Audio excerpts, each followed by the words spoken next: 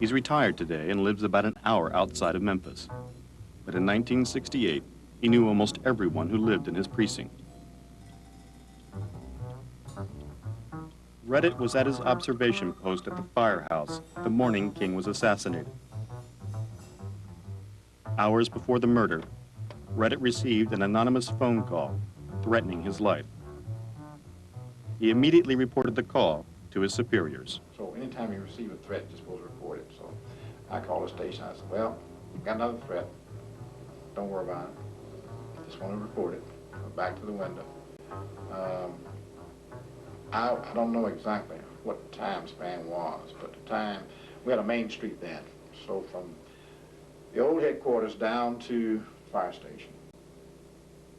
I took the lieutenant to drive down there, picked me up, carried me back to the headquarters, walk into the conference room, and in this conference room was 15 or 20, I would say heads of states, but heads of law enforcement sitting in there. Standing right here, and I walked in the door, pointed out by Frank Holloman. This man here, Secret Service from Washington, he comes to bring a message that your life is a contract on your life.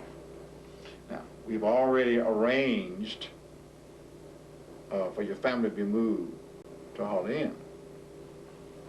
I said, well, that can't be. Number one, my mother-in-law is definitely sick and she can't be moved. Number two is, you know and I know, there's a contract been let, you can't stop it. So, to be fair to my family, let me go back to my post. If I'm gonna be killed, I'm gonna be killed at my post. Not with my family. But Ed Reddit was not allowed to return to his post. He was forced to go home with a police escort. Why did the Memphis chief of police take Reddit off duty? Was his life really in danger? The man who ordered Reddit home was Chief of Police Frank Holloman. In 1968, Holloman was also the Memphis fire marshal, the same man who told Floyd Newsom to report to a firehouse outside the city. Today, Frank Holloman can't talk to the media because of his health, but he wrote and confirmed that Detective Reddit's life was indeed threatened the day Dr. King was killed.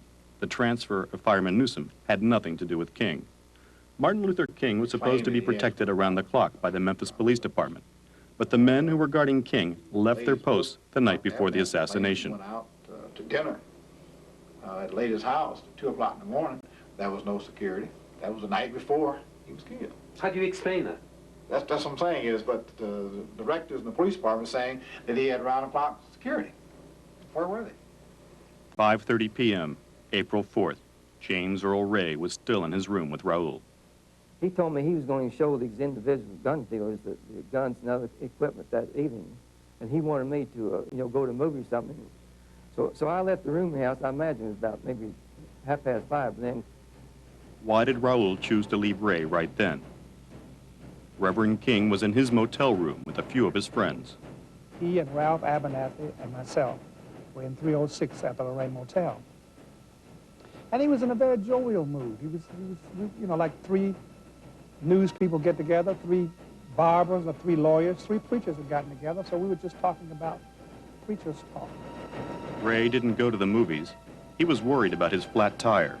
Now, I thought about this flat tire I had the night before, and he mentioned he might use a car, so I thought maybe, well, I'll go ahead and get this tire fixed. It was nearly 6 p.m. We were getting ready to go to dinner. I said, come on, guys, it's time to go. And so we came out of the room. Ray says he went to a service station. And one of them, the service station guy said, well, we're kind of busy right now. He said, you're going to have to come back later. That was about 6:03. He was leaning on the barrel talking to Jesse. And I walked away. When I got to the next room,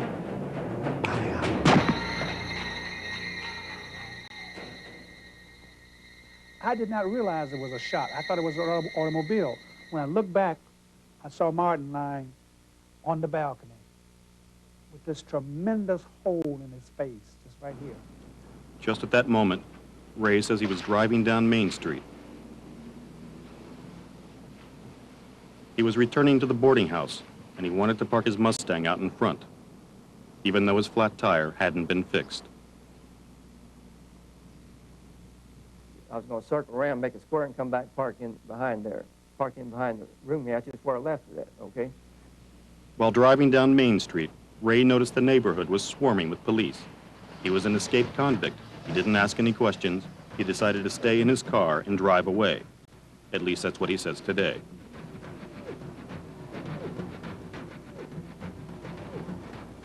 People started coming up to the balcony, and police came and they stopped people from coming on the balcony. I rushed to the telephone. I was trying to get someone on the phone to get an ambulance. And I was holding the phone, I was beating on the wall saying, answer the phone, answer the phone. Less than 10 minutes after Martin Luther King was killed, a Memphis radio announced he was dead, and the journalist said police were looking for his killer. There was a call on the radio, on the regular radio, that said that Martin Luther King had been shot.